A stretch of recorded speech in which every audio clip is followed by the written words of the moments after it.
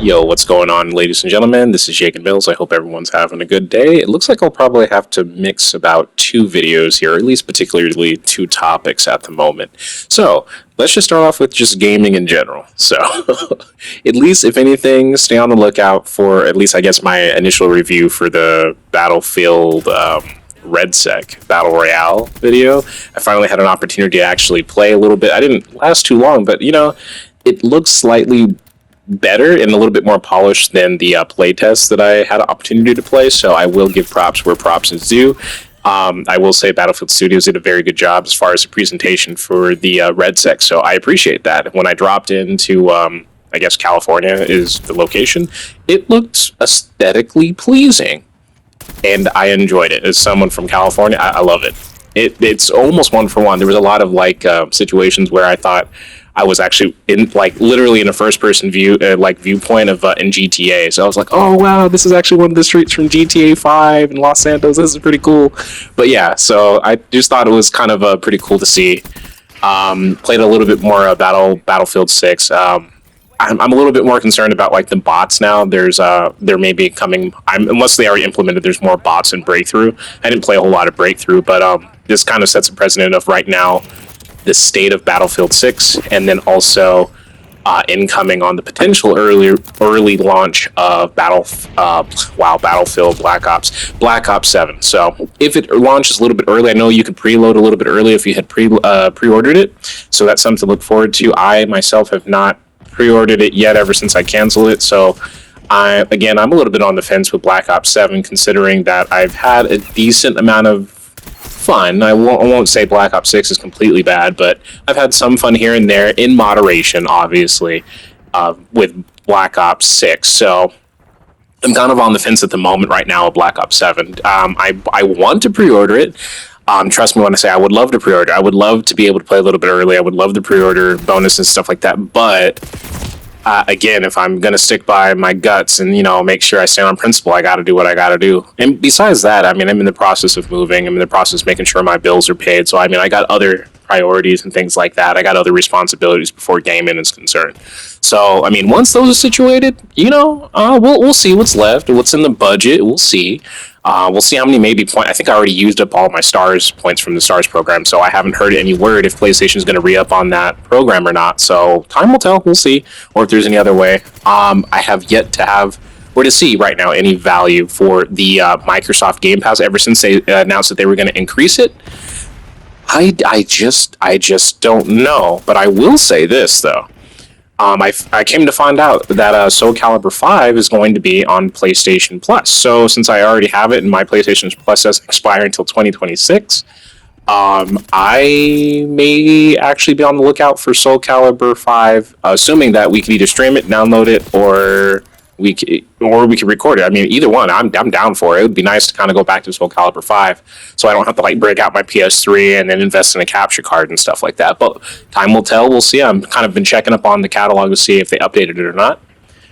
The other thing is, ladies and gents, this will be partially political, I suppose, but I know there's a government shutdown, so I will say for those who are federal workers, firefighters, police officers, anything, if you federally get your paycheck federally, please try to stick in there. Please try to budget, because this hardship for those who are impacted, whether you're on food stamps or whatever, SNAP benefits, or your insurance may not be fully covered.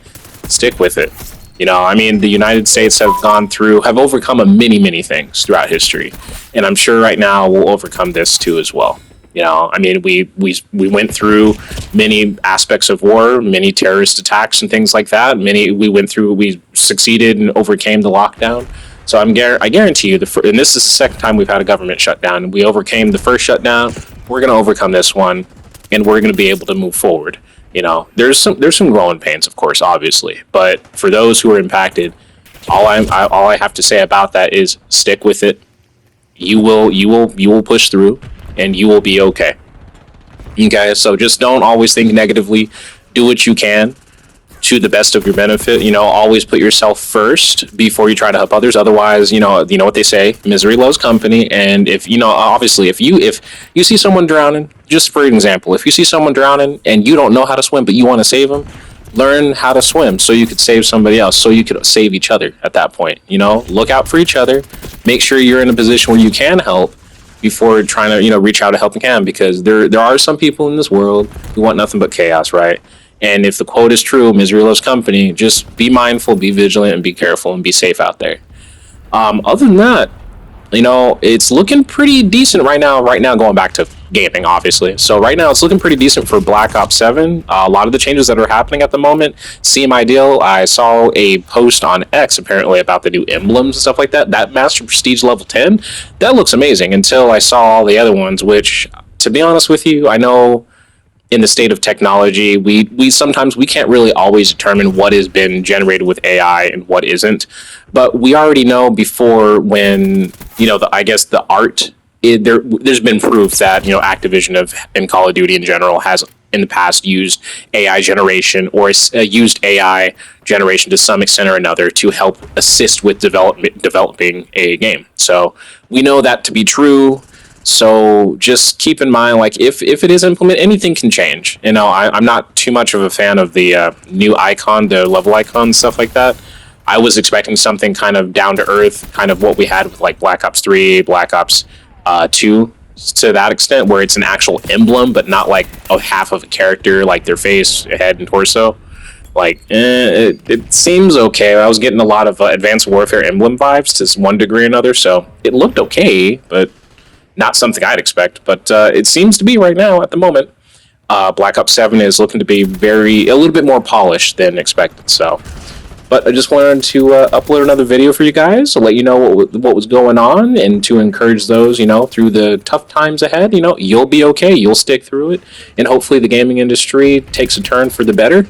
Because you know what they say, biblically or not, it's going to get worse before it gets better. So, if the worst has already come to pass, then we really have no place but up. But once we reach to the top, and remember always, there's nowhere else but down. So it's a slippery slope. Life is like a roller coaster, and you never know what you're going to get. Well, at least for See's Candy, if you go out of your way to get some See's Candy, then you know exactly what you're going to get. Some really good chocolate. That's what you're going to get. Anywho, this is Yaygen Mills. I hope everyone's having a good hump day. We're this much closer to Friday, so it's almost the weekend. So I digress. Remember always, peace be with you, and I'll catch you guys on the next one.